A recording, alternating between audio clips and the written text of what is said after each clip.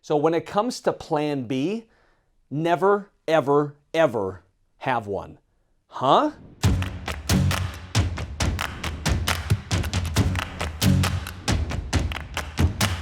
So one of the things that makes me me is I love to challenge the status quo, and I love to punch conventional wisdom squarely in the mouth. So brace yourself, because I got another philosophy that does just that. So when it comes to plan B, never, ever, ever have one. Huh? What do you mean never have a plan B? What if plan A doesn't work? What if I miss the mark? Gosh forbid. What if I fail? Well, a couple things about this here real quick, and then this little whiteboard is going to prove a point here for me. Number one, it's okay to fail. I don't know about you, but some of the best life lessons I've ever learned have been through failure, have been through personal struggle, have been when I've set the mark, I've tried to aspire to it, and for whatever reason, I fell short. Thomas Edison, who's probably one of the greatest entrepreneurs that this world has ever known, when he was trying to find an invention for the light bulb, one of the things that he said was, I didn't fail 11,000 times. I just found 11,000 ways that this will not work. So part of the reason we have a plan B is in case we fail, but I just want to tell you it's okay to fail.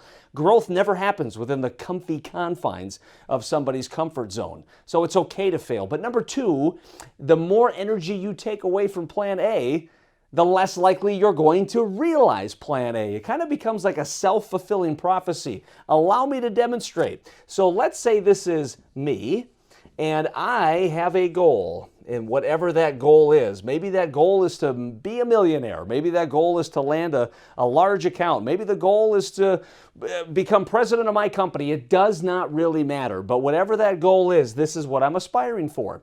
So one of the things that we do, how are we going to accomplish that goal? Well, whatever it is, this is plan A. I'm going to devise this plan. I'm going to devise this opportunity. I'm going to come up with a strategy to get there. But I don't want to fail. I don't want to miss the mark. I really want to accomplish this goal after all. So what I'm going to do is I'm going to have a backup plan, and we're going to call that plan B.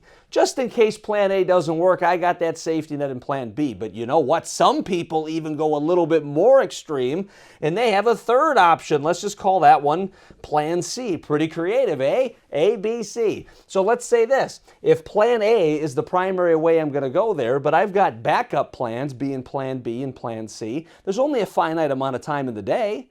There's only a finite amount of energy that I have at any given moment. So let's say if this is the deal, I'm putting 80% of my effort into plan A, right? Well, I still got 20% of my effort. Where does that go? So let's say 15% of my effort is in plan B and 5% of my effort is in plan C, because to keep these plans going, I got to put in some energy. I got to put in some strategy. I got to lay the foundation.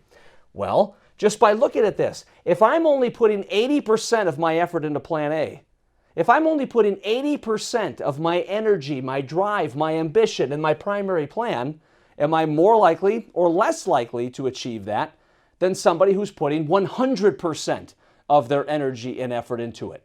The answer becomes self-evident. By having plan B and plan C, you are sucking away energy from your go-to plan. You are taking away from the chances of success from plan A just because you're playing it safe.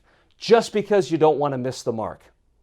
So my challenge for you is to never, ever, ever have a plan B, a plan C, a plan D, anything like that, again, for two reasons. Number one, for the love of God, it's okay to fail. Michael Jordan missed over 9,000 shots in his professional basketball career. How many of us would say he's a failure?